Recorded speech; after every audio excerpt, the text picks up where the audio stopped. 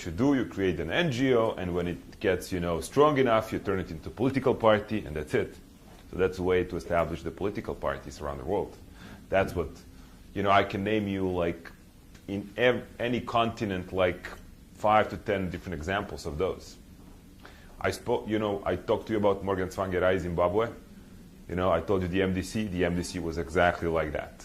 It has been an NGO, the union, association of the unions, and then at some point it became the political party.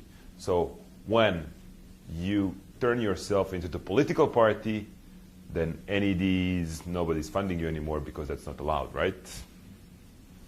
Do you see that, like, some of those transitions into, like, political parties are also as a result of, like, the government then co-opting these kind of, like, services or whatever?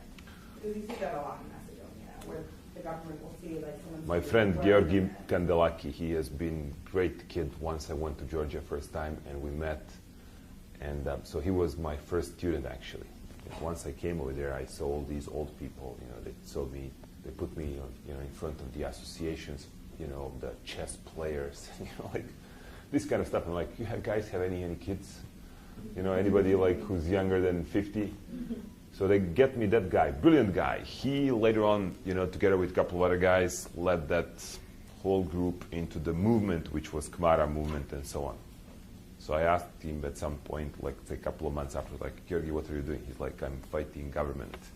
Then when they win over the government, I asked him, Georgi, what are you doing right now? I'm fighting NGOs.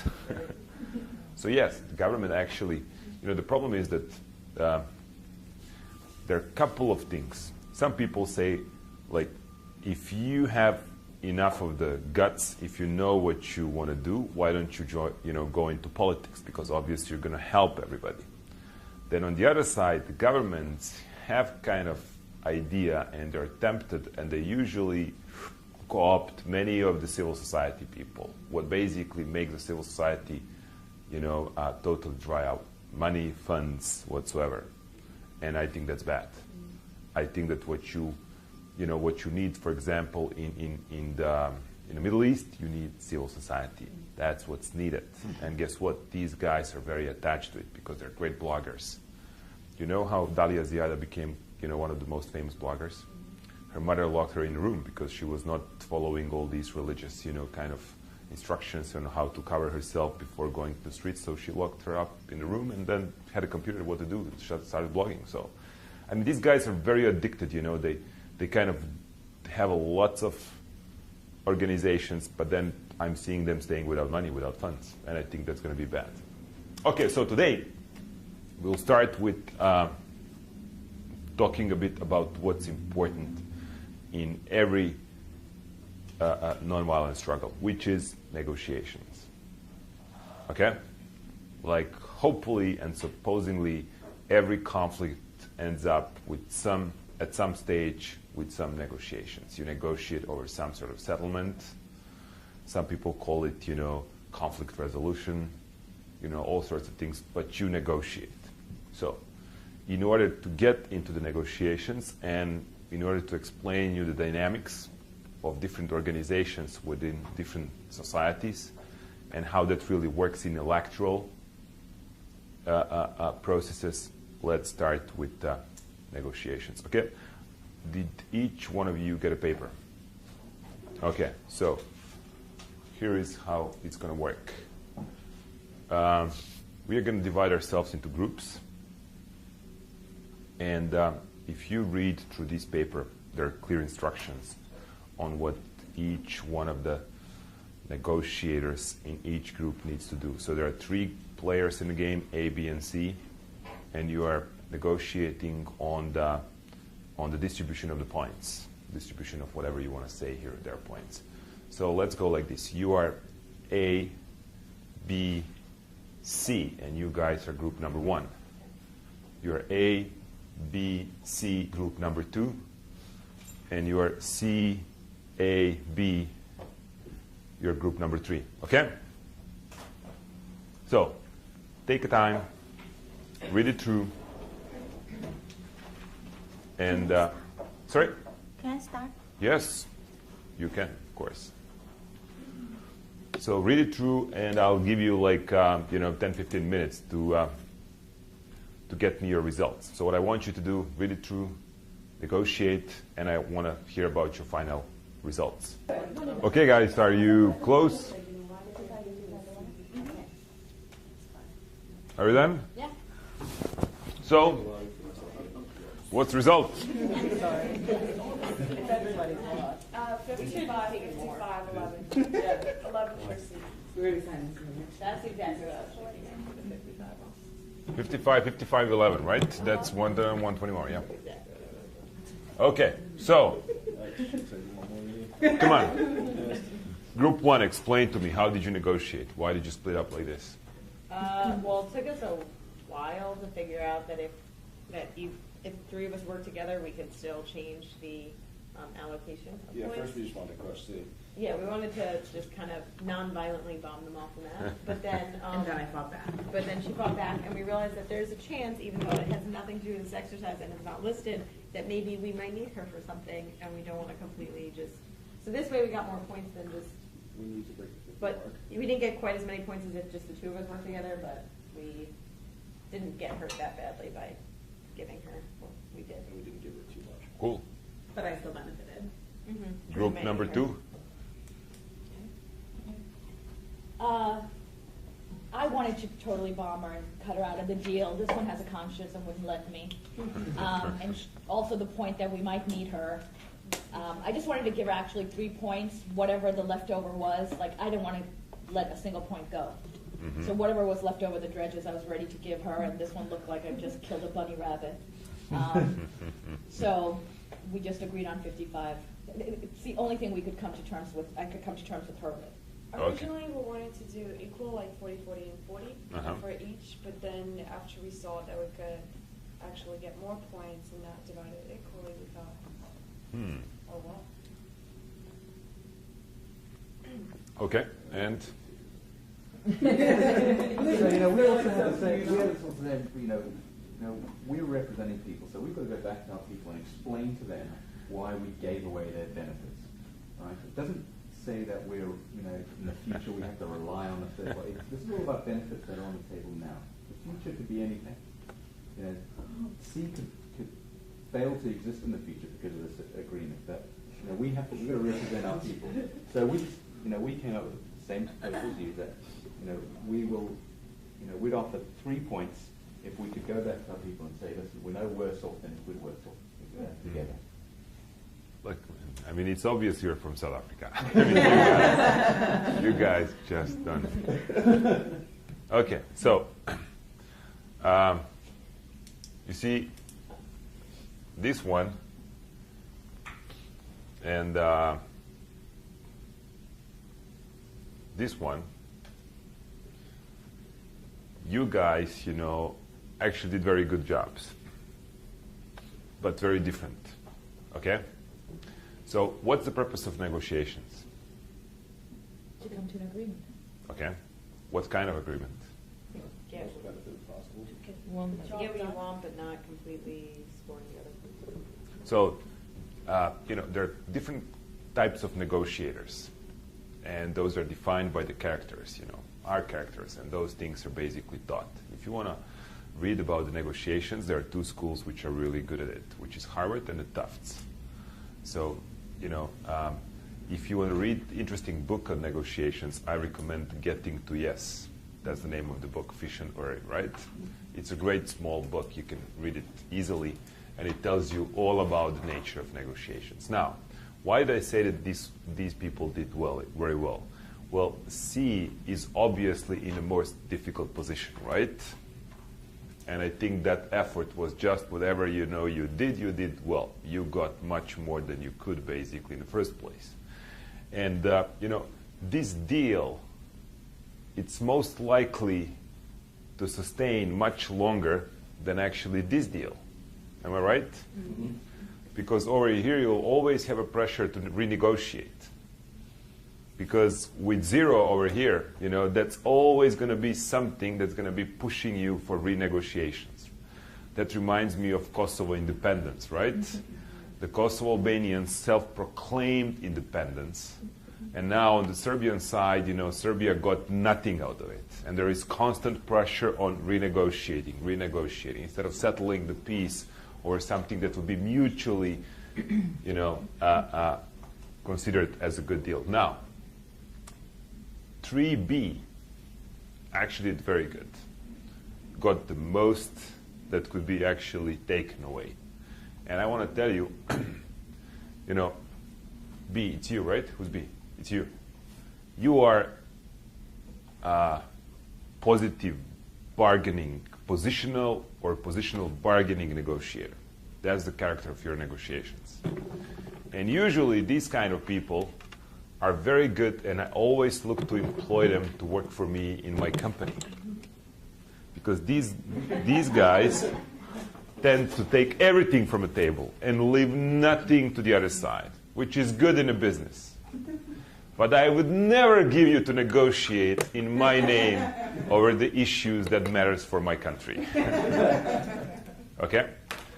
Because the positional negotiators are very tough. They tend actually to get as much as they can, and they don't leave anything to the other side.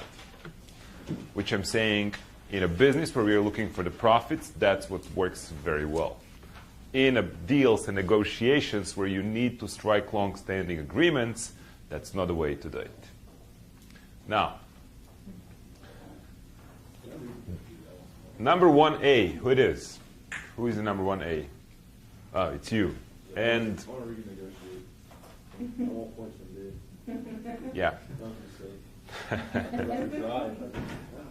You're You are the type you are the type of integrative negotiator. You're integrative negotiator, and that's like called positive or integrative negotiator kind of skills and approaches, which means that you are not so good. I would never employ you to negotiate on behalf of my company. I don't think we would last too long, but I would always let you to negotiate on behalf of my country or my organization.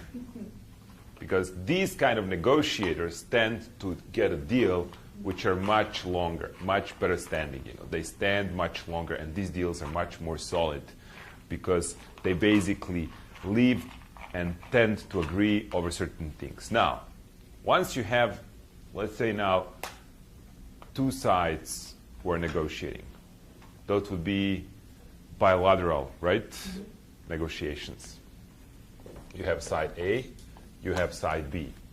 So now, these people, or this person, can actually get so much, right?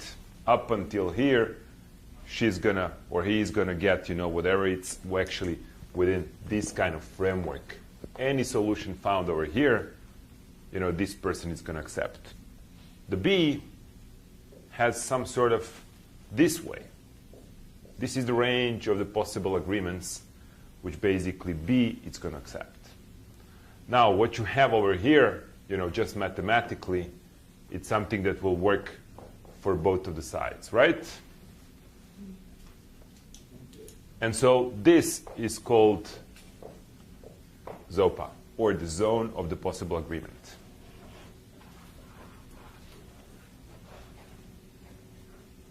Okay? So integrative negotiators are always looking for the agreement which is within zone of the possible agreement. Positional bargaining negotiators are looking to get the most they can get from what works for them. They don't care about ZOPA. Okay? Now, each of the sides always develop their alternatives. Not every time negotiations end up with a deal being agreed, right? So what you basically do, you are just having some sort of alternatives. And once we are negotiating, we always need to reconsider, and we always need to think of BATNA, which would be best alternative to negotiated agreement. What were you guys doing? Once you're negotiating A and B's with C's, you're looking what's your alternative. You could split up among two of you and not leave anything to C. So basically, the C was having the issues, right? Because what was the most difficult for the C negotiator? the BATNA, right? The best alternative to negotiate agreement was the weakest within the C.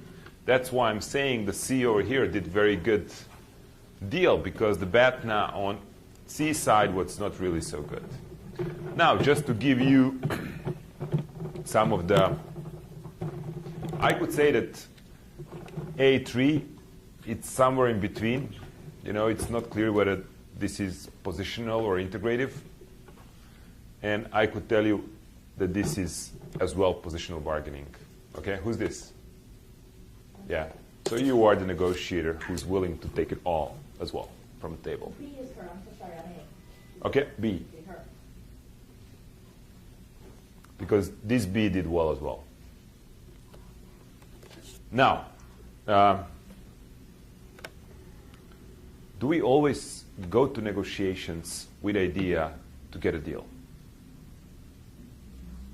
No. What might be actually, what might we look or to?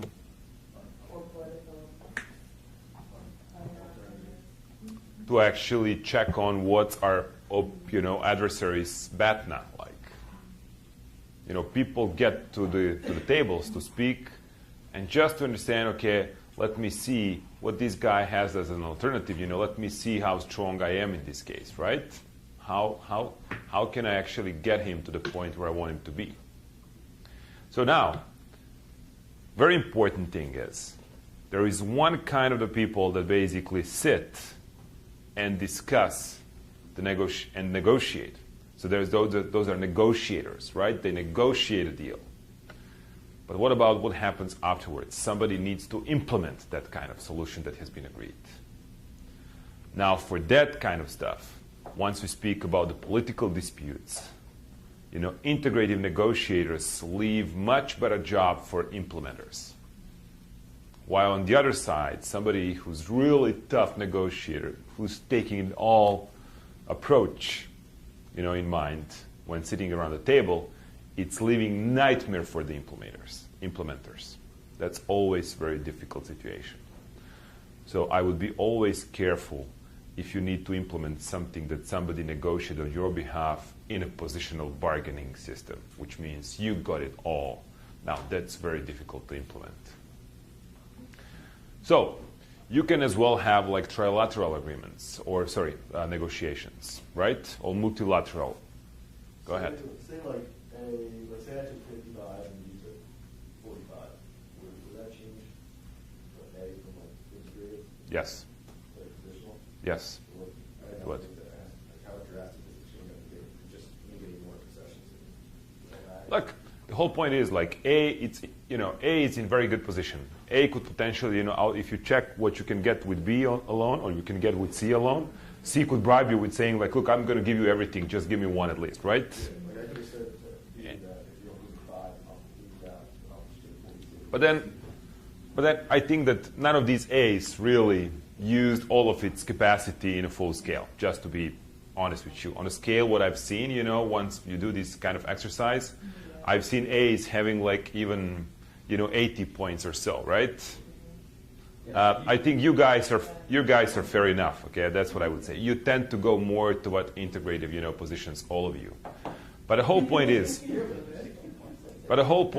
like, be careful about this. Really, once you negotiate, there is something that you want out of it, and have it clearly in your head. You need to be okay with it. Are you looking to find out what's the BATNA of your adversary? Maybe you are buying time, as somebody said, just in order to approve your BATNA, right? You're looking to actually strengthen yours. What would be an ideal situation for anybody to sit and negotiate? When you have extremely strong BATNA. The stronger BATNA you have, the more you should be willing to go to negotiate. Because the point of pressure on your adversary is going to be stronger. Now, these are the terms that you're going to find in all of the literature if you read about the negotiations, if you listen, huge and big names in this field like Uri, like Diane Chigas, like Elaine Babbitt. These are our professors who were supervising or advising some of the sides in this big negotiating process. For example, Middle East, Kosovo, Bosnia. I don't know if you heard about L20. You know what's L20? You know what's G8, right? And tell me, how many countries do sit at every G8 summit? 8? No. How many? Much more, right? Because in the meantime, some new countries appear to be even more stronger than those originally G8 members, like Brazil, like India. You know, China's there for a long time. So what happens is right now that G8, it's not really so legitimate, you know, place to decide about all the economic global issues. So there has been the kind of idea in place about setting up the group that's going to be much larger, and it's called L20, like 20 the most developed countries. Is that different to G20? That's kind of the similar idea. But that kind of thing is being under negotiations for now like 20 years. I think the Canadian Prime Minister Davidson, or something like Davidson, started and initiated that. And it's still ongoing. You have like Middle East processes, which have been going on for now, 40 years, right? So these are extremely complicated processes, which involve like once calculating the badness. I want to tell you, like these guys, once you have these negotiators sitting in a place like some of those working for UN and so on, you know, they even have their own advisors who are just calculating by mathematical formulas, like who has what kind of BATNA. And I want to tell you, Israelis are extremely good at that. They really calculate when their BATNA is going to disappear in respect to Iran. You heard about, you know, Israelis kind of trying to and preparing for the campaign against Iranian nuclear facilities and stuff. These guys are looking for the BATNA. Their BATNA is what they have right now. They want the adversary to actually improve their own BATNA. And once you're thinking and setting up the strategies for your nonviolent movement, as I repeated so many times, think of the negotiations, think of BATNA. Whatever we do in the streets, we are trying to set up this thing to be as strong as possible on our side to push our adversary towards the negotiation and solution that's going to be going in our favor. Now, what I didn't mention, when negotiating, there are two processes which are going all the time, which are horizontal and vertical negotiations. Horizontal negotiations would be negotiations among our friends, our supporters. That's the process of negotiation going on within our organization. So those who support us are coalitional partners. We are horizontally negotiating with them. I bet that you guys horizontally negotiate every goddamn day in your personal lives, with your partners, with your parents, kids. You always do that. It's always about compromises. And that's the horizontal negotiation. The vertical negotiation, it's negotiation with your adversaries. You know, you go to the bank and you negotiate with your banker. That's vertical negotiation. And these two processes very much interact. You know, you may, your BATNA, your best alternative to negotiate agreement might be as strong as your horizontal negotiation is good. If you have a strong coalition, that might be really your strength in order to win the deal. What if your coalition is falling apart? No one is going to take you seriously, right? You can't get people to the streets. You have no BATNA. So these two things go together. So Maria Stefan, you know, you can actually Google her. She did a couple of books on nonviolent struggle and negotiations as well, partly. She's very good. And I think that she's right now with the state. I don't know if she's teaching anymore. You know, she taught at George Washington University. So here it is, basically, what you always have, what we always speak about once we speak about regime change. In any event, there are some elections, right? And the idea is to seek legitimacy in the election. That's the modern age kind of standard. No one is going to recognize anybody as legitimate unless majority of the people voted for someone. And then you get the elections. And everybody are preparing for the election date. So you have different kind of political parties, organizations.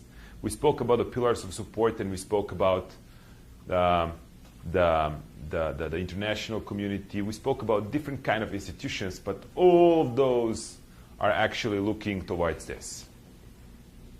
And, you know, in our part of the world, maybe you witnessed that, like U.S. ambassador can come, not U.S., German ambassador can come every day and say, like, I don't like this coalition. I want you to make the coalition with this political party in order to form the government. That's usual stuff. And why are elections so important? Look, when somebody is abusing our rights collectively, we are all very upset by that, right?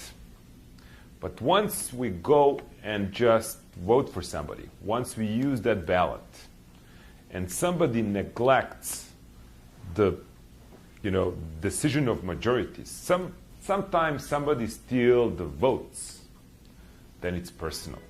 Then it's not anymore us and them. Look, it's me and them. Somebody took my vote and said that I voted for somebody I never did.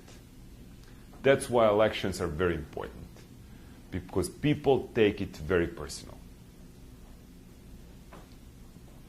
And then what you usually have in any kind of society.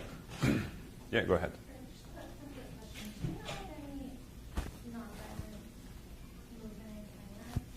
Yes.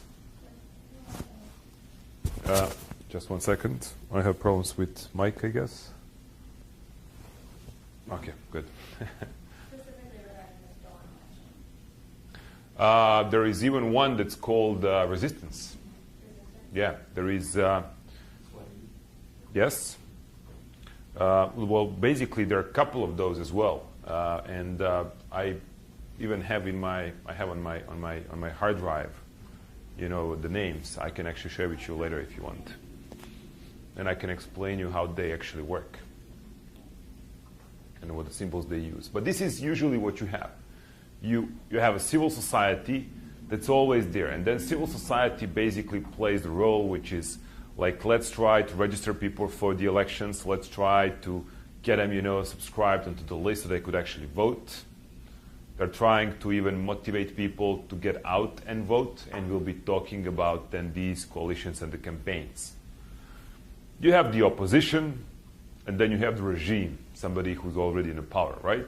People used to say that these people are always the favorites, right? They have the best position to win the government and to win in the elections which are upcoming just because they are in the government right now. They control the resources. Remember the sources of power, you know, through which the, you know, and the institutions through which the power has been exercised, the core, the pillars. So these guys control the pillars, the skills, money, everything. So usually we would say you have 3 parallel kind of campaigns which are going on. These people are saying, let's vote, you know, let's use our citizens' rights. These people would say, like, you know, let's change the regime. And these guys are saying, only us. We are the guarantor of you know, of the future of this country. We are the only one, you know, standing for it. And that's basically rhetorics you're going to find. And then the perception about how strong, in terms of the number of the people, in terms of what's really going on, in terms of quality of the campaigns, in terms of the money spent in the campaigns, that's how it looks like. Regime, it's always stronger. The civil society, it's at the end, and then the opposition is somewhere in between. Now, there is one tricky issue, and the issue is, like, what's relation between these people and these people? Like civil society, where is civil society actually? In many of the countries, you'll find out that civil society, you know, NGOs, remember that I said FGOs, right? NGOs sometimes tend to go this way. And they even join them. They even, you know, sign some coalitional agreements, and they actually go together into elections. And I can name you a couple of examples. Like even in some countries, people start thinking, look, our opposition, it's not good. Our oppositional political parties are really not good. And they've been wasting our time for years. They've been actually allying with these guys secretly, and nothing changed. So why don't we put these guys to run for the elections? And then you have Alexei Milenkievich, who is the prominent NGO person in Belarus who runs for the elections. He runs for the president, and he loses as well. Because the civil society, it's not structure meant to be the political in form of going into elections. And that has to be clear. And this is big misconception that I've seen so many times. And usually once they lose the first time elections, the next elections, they do the stayaways or boycotts. Boycotts are the worst tactics you can come up with. Regarding everything, boycotts are very difficult to organize. You should be very careful about planning them because they're logistically very demanding. If you have, for example, stay away, like in Zimbabwe, people stay at home so they don't go into the streets. How are you going to communicate with all those people that are actually at homes and the state media is there in place only? We have no media on our own. Who's going to give them supplies? How long they're going to survive without going to their jobs, risking jobs? This is very difficult. But those are, you're going to learn, once you study these kind of examples, you're going to see many of the same patterns actually happening. And okay, so what's really going on then, mostly? And this is the case of Serbia. We had Otpor, which is organization, resistance movement, and we had political parties. And just to make sure, okay. So, and we have the major cities, like Belgrade, it's the capital and the biggest. Novi Sad, it's a bit smaller in the north, and then all of the rest of the cities. And we said, like, look, there is 45 days before the elections. And I've been negotiating with our political parties. I said, look, guys, I don't want to deal with you. I don't want to be close to you. I don't want anybody to think that I'm actually a member of any political party. As a matter of fact, for me, you're the same. Milosevic and you're the same to me because you've been playing each other for about 15 years and nothing changed. So why don't we agree at least this? I'm going to be in Belgrade today and you're going to be somewhere else. Then on the 44th day, you're going to do your stuff, meetings and everything, rallies in Belgrade. I'm going to be, in Novi Sad on the 44th. And that's it. So we do not overlap. Whatever happens, we just don't do this, different things at the same place at the same time. So Belgrade is mine today. Tomorrow it may be yours. Just don't mess. I don't want people to understand. So my point is, what I'm doing as an, as an civil society or as a resistance movement, I'm organizing Get Out the Vote campaign. Get Out the Vote campaigns are usually the campaigns which are run by the civil society. Now, that's a huge invention that had happened as a result of, some of the smart people 20 years ago. And the first Get Out the Vote campaign that I've seen in Europe has been actually in Slovakia in 1998, when Mečiar has been removed. And the name of that campaign has been OK 98. I think this was a symbol like this, OK 98. So what does the GOTV means? That means like we call people to vote.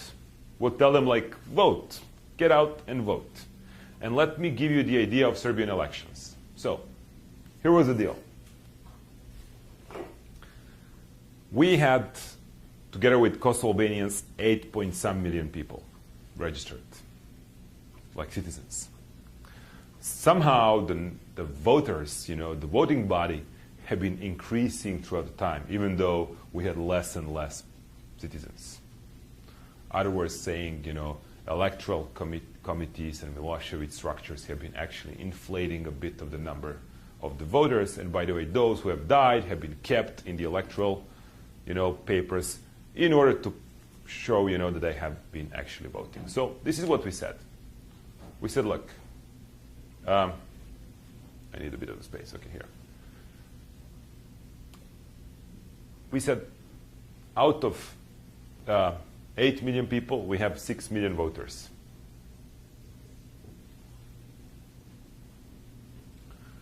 We said, what Milosevic is really going to get, he's going to get about 1.1 million. We knew that he would do that out of what has going on before.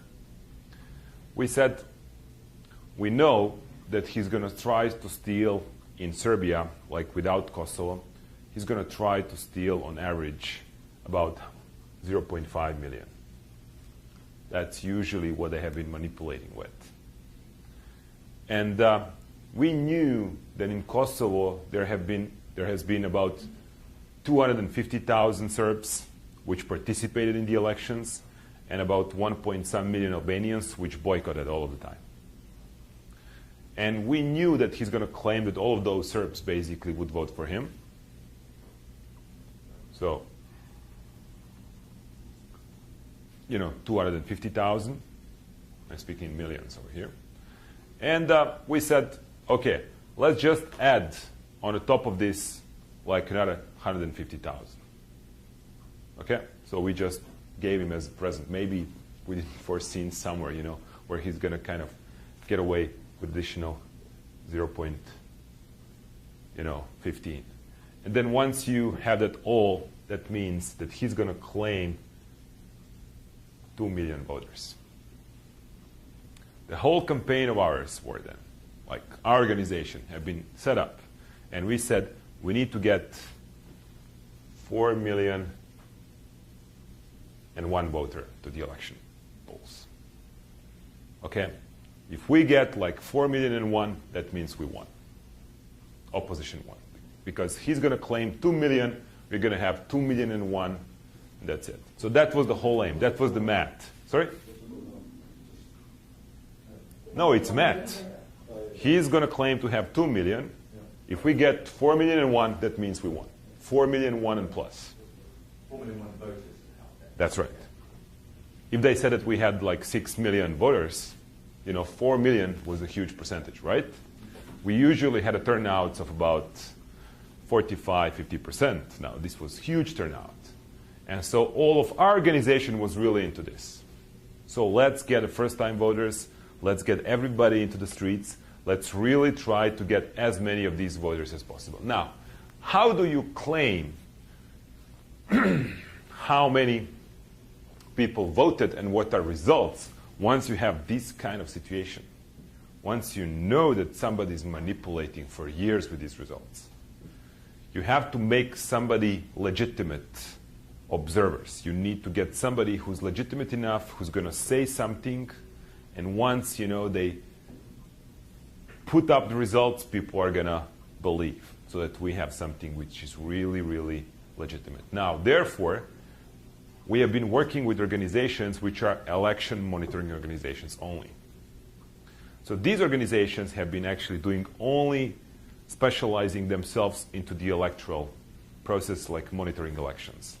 And of course, you can send, and we were not allowed to put our monitors and observers into the election polling stations. So what we did, basically, we did something that was PVT. What's PVT? It's parallel voting tabulation. What does that mean? That means that you select the perfect sample. You know that OSI has been, I think, doing some of these things as well. Like you do 1% of the total 6 million of the electoral body.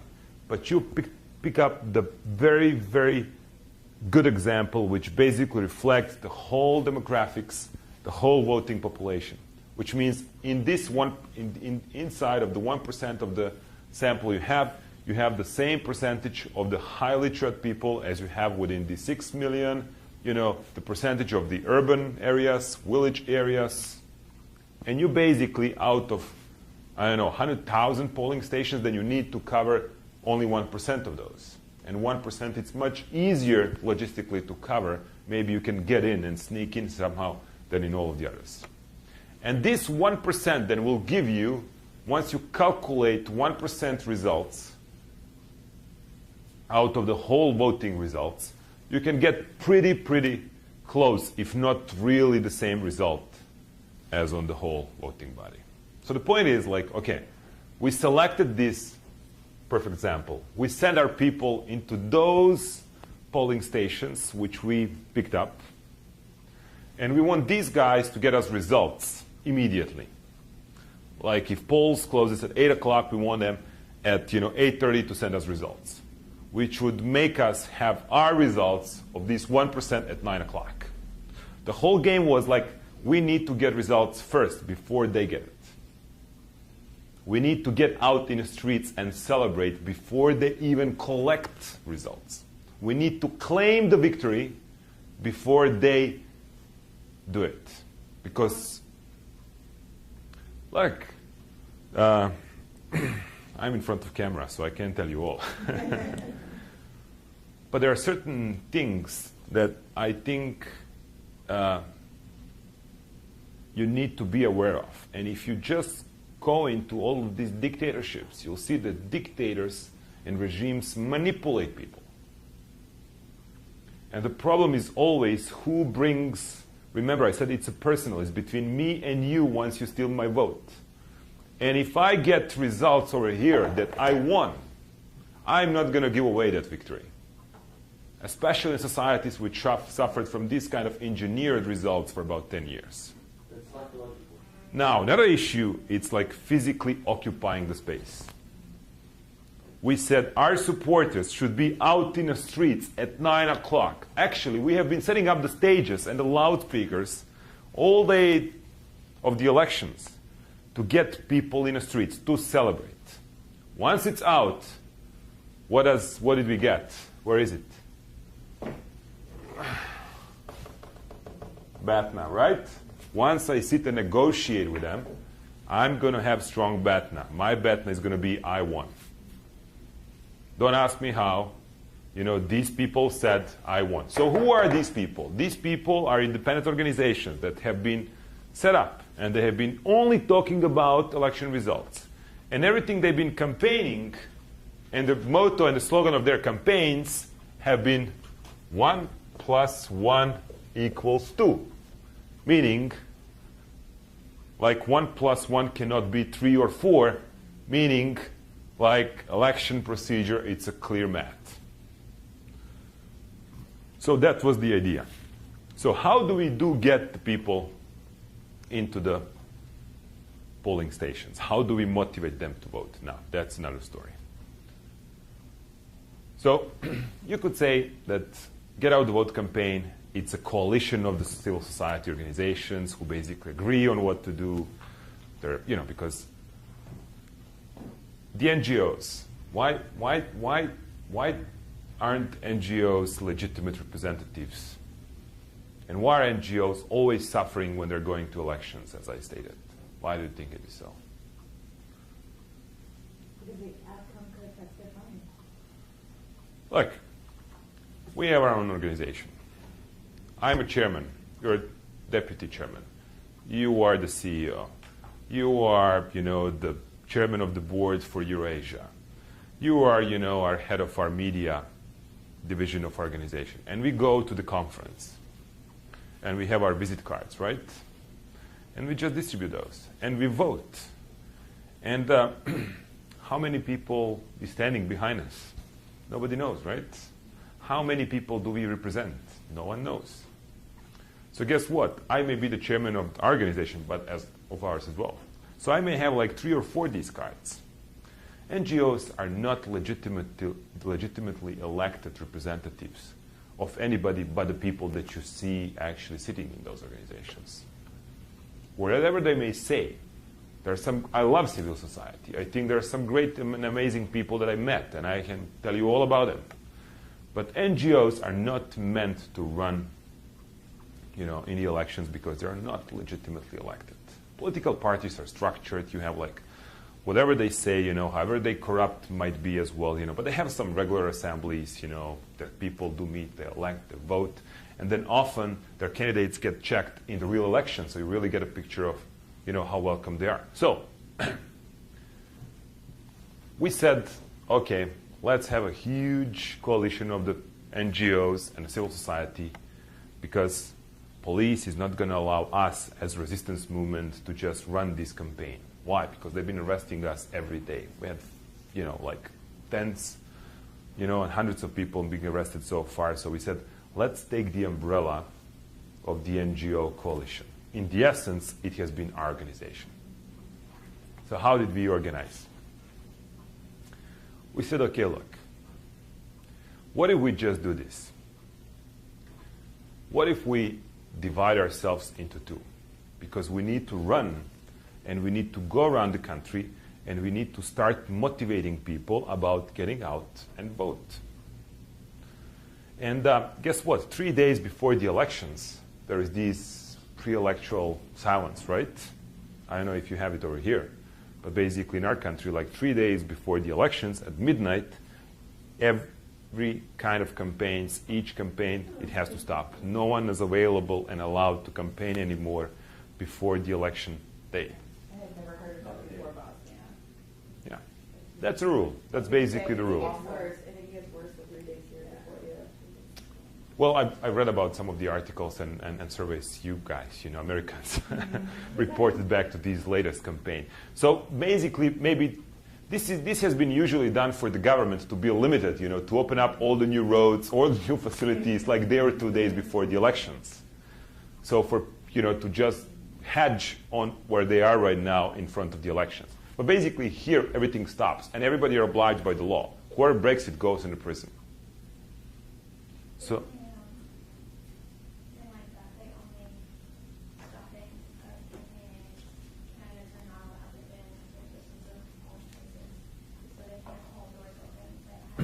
Oh, no. In our place, it has to stop everywhere. You're not allowed to campaign at all. That doesn't include TV ads or anything, right? It includes TV ads, especially. No TV ads, no nothing, no, like you can do door-to-doors. You can do door-to-door, like you can do leaflets. Yes, there is like kind of, you know, how close around the polling stations, you know, it's not allowed to happen. But basically that includes everything. Everything stops. No mass gatherings, no nothing. And so we said, look, we need to motivate people. But let me ask you the question. If I go, so you have like two political structures. You have the government and you have the opposition. And then this guy is saying like, look, this guy was getting us all the way in the last 10 years in this, and then he's like, these guys, you know, just sold us to the foreign powers, you know, we're going to be just puppet state. What happens? They're just creating division among them, you know, as big as possible. These guys, you know, politicians tend to actually go into only their bold supporters. They don't think very often of whom they can actually win over on their side. So they're building bigger and bigger gap between them. And so if you just get into the same story, if you say like vote for these people or vote for these people, you're the same. But then the point is like, look, it's time. It's time for change. You guys, come out. Do what your duty is. Vote. Vote for change. What does that mean? It's clear to whom you're addressing people to vote. But then in the same situation, you're not putting yourself in any of the camps. None, right? You're not colored. So we said, let's do very bright campaign. Let's go around different villages, different cities. Let's get celebrities. Let's get concerts. Let's do rock the vote. Let's do folk the vote. Let's do any kind of things and get people excited about voting. And we basically split our organization into two halves. I was running this half, and Sergey was running this half. And the point was like, we even had different kind of offices. We moved in different offices. This campaign has been actually under the umbrella of the NGO coalition. I had like, you know, tens of different NGOs that have been my coalitional partners that I've been sitting around this kind of table every day for about 4 hours and negotiating. And that's my horizontal negotiations, right? So I needed to keep ourselves, you know, well organized in order to produce something that's perception that we are all united. Unity is very important. You know, once they asked one old grandfather in Serbia, like, Granny, when are you going to vote for the opposition? He said, after they win. You know, people tend to go with majority. If we are united, if we have one united symbol, candidate, people have perception that we are united. That's important. So, this organization then was set up to go and last all up until 3 days before the elections. So 3 days before the elections, we have final Belgrade event, huge concert, hundreds, thousands of people, major bands, and that's it, we shut down. Once we shut down, another campaign goes and starts. This campaign, it's like shotgun, you know. You see, these have been the major, you know, printouts. Like this campaign has been like elections, 24th of September, it's time, you know, clock pointing 5 to 12. So very bright, very colorful. And this campaign, you know, has been finished. It was very, very very targeted campaign. So the shotgun effect, like get anybody you can and very precisely whom you want to go against. So you notice that this goes well, you know, after 3 days before the elections ended through. So the idea was, let's do whatever we can in order for them to arrest as many of us as they can. So the more of us they arrest, the better it's going to be. Because if they start arresting us, our families are going to get angry. You know, my friends are going to be angry. They're going to create a mess just at the election time, and people are going to be voting against them. So you could say that the point of this campaign was, let's do as much as we can, and let's try to be safe. Let's try to make them not to, you know, find out who we are actually. And for these people, it was like, let's be as brutal as possible. Let's get and provoke them as much as we can. So we knew through some of the, you know, friends of ours that their party, that SPS, Socialist Party of Serbia, is going to print about 3.5 million of posters.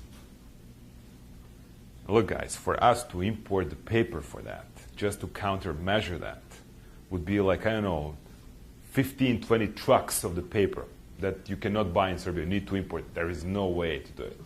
So we said, let's do the stickers. Let's do his finished stickers. You know, those were stickers like this. So you have the huge campaign, and you have all these big posters of theirs, and you just go and stick it, you know, in their faces. And some people that had actually time, they would just take the razor, you know, the shower razor, and they would just cut it in as many pieces as possible, that sticker. So once they try to clean it, you know, it's made of small pieces, so they spend like half an hour removing it, which no one actually wants to do. So we blasted.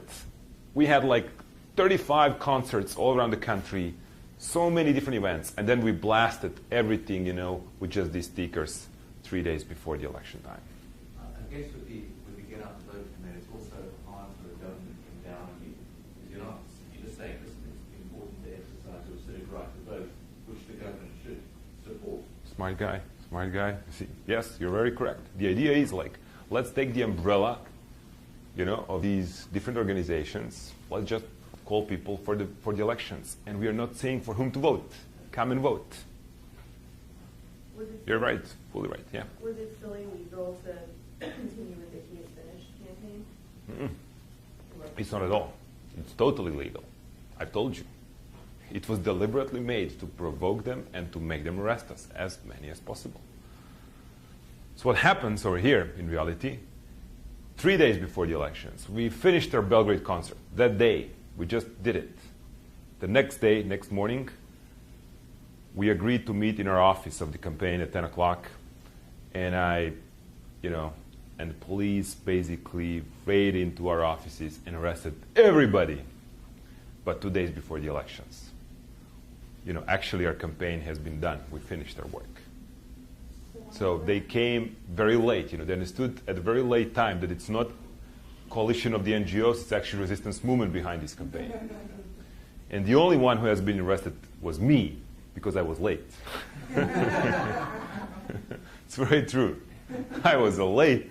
And when I showed up, I saw all these big trucks, you know, police just running in and out, and I just turned myself, you know, and just left. So all my friends thought, like, he must have been the police agent, you know, he knew everything. But, and then this campaign starts.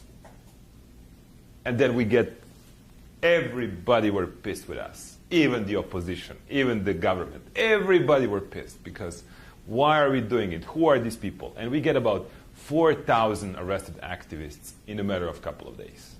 Like massive issues. And then we made huge deals out of it. Sent people in front of the, police stations, send people in front of the prisons, just loud and shout over there they should actually let them get out. We have internationals complaining about what's going on in Serbia. This electoral process is a mess. There is no way. No. And that was the whole idea. And we did not speak, like people from this group and this group, we did not speak to each other over the phones for about a couple of months, just to make sure that everything's going to go and separate it. Now, let's get back to our horizontal negotiations. This thing. So, okay, we have our campaign. This is our campaign. This is actually our movement, and we say, like, let's do this. We came up with this, I have to tell you, 9 months before the election. We had all the printouts, all the ideas, everything. We had everything set up on the push of the button. Why? Because we knew that if we just don't do it on time and soon enough, they're going to do everything to just find those materials, to take it away from us. So we just printed all of these things, buried it in some warehouses. The most important things we have been keeping in the house of Milosevic, one of the Milosevic's highest officials in Belgrade. His son was our member. And we kept all our secret files in his house because we knew no one is going to get in that place to look at it, to look for it. So everything was ready. And then guess what? I have our friends from civil society who say no. About 40 days before the elections, Milosevic announced the elections. They came up and said, no, it's going to be called Exit 2000. There is no way we can just call it its time. It's going to be Exit 2000. And I'm like, That's out. Exit. right? That destroys everything that you're trying to do to be neutral. It's Exit 2000. That was the more like political side of it anyway. Look, civil society, I told you, we need to exercise unity. We need to agree on one united, unique campaign. We want to send the same message. We don't want to be separated because people are going to be confused. Who are these people? Who are these people? What are they saying? So did you like the idea or no? Well, my point was purely managerial. Like I said, look, guys, I have 250,000 of these. And all my materials are in place. And I have distributed that all around the country. And I have activists ready to go. And by the way, I have 100,000 activists. And you have in totally 67. So, 50 NGOs, they had 100 activists mostly. But then guess, once we sit around this table, it's my vote, which is 1. And their votes, which are as many of there are. So we vote, and we say, they said Exit 2000 needs to be on any of your printouts. I'm like, okay, Exit 2000, we'll put it, and we'll make the NGO coalition. And so, we are just going to put it as a stamp. We voted for it, that's fine. And everything has been agreed. And I knew if I just agree to that, they're going to be coming to pick up my materials, which means they become part of my camp. There is no coalition. They basically do what I tell them to do because I'm the only one who has materials and who knows what needs to be. One thing that we have never agreed, how big that sign is going to be. Okay? So much about horizontal negotiations. It was even smaller. No one could notice it. But the whole point was, they didn't feel good about it. But essentially, a couple of days after we agreed, they started picking up, the materials, and materials reached the streets, and that's it. And no one was really, in a position anymore to complain or to say anything. It went as it went. So, and that's how it actually worked. And by having all that in place, we actually kind of changed the situation. The perception actually dramatically changed. The perception became more by us saying, and that's what I said, once you have two groups and they're fighting each other and they're just building this gap, and then us saying vote for change, that indirectly meant, vote for the opposition. You're going to see that from the movie. We had some tremendous, situations where we actually used to co-opt the demonstrations of the opposition. And we even threatened them. We said, because our opposition has been made of 18 political parties. So imagine 18 political leaders. it's very difficult to manage. To make them get one single candidate, that's a nightmare. And I'm going to tell you how we did it. But we would even get on the stage once they would actually set up their own rallies, and we used to send them messages like, look, any one of you who betrays will be actually treated by us as Milosevic. We'll deal with that particular leader and the person the same way we're dealing with Milosevic. For us, he's going to be the same issue as he is. No difference. And so people kind of like that, because for the first time somebody stood, above both of the groups. Somebody stood really and said, like, look, this is not a playground anymore for the small political games. We either get one single candidate, we are going to organize our own campaigns, you're going to do your own campaigns. And by doing it in that way, we really kind of built this perception that this group is much bigger than the regime. And in the end, that's really how it left. Okay, so now, these are some of the printouts that, for example, my campaign was like, it's time. And this was in Serbian, this translation would be step up to the line, like go and vote, step up to the line, to the poll station. And this looks like tough, like tough hats. They've been arresting us and we don't care. This is Milosevic, okay? He's finished, like he's leaving. This was another one, what are you hungry for? So culture, happiness, peace, life, love, all sorts of things. And then, whatever we had, we would just put this sticker, he's finished, as I explained to you. That was basically our aim. Like, that's called political jiu-jitsu, where you basically use the resources and energy of your opponent, and by just losing and spending less energy and efforts, you just co-opt their campaigns. That's what Bob Helvey used to call political jiu-jitsu. And this is an interesting campaign. This is the last campaign of our movement that we launched after elections. As you know, the latest you're going to see in the movie, the symbol of our movement at the end has been bulldozer. The bulldozer, why? Because we had a driver that we called Joe. It's a crazy guy. He took the bulldozer all the way to the federal parliament. He basically put the people, over here, lifted them up, and crashed into the windows of the parliament, and they just jumped from bulldozer into the building, into the rooms where electoral committee used to sit.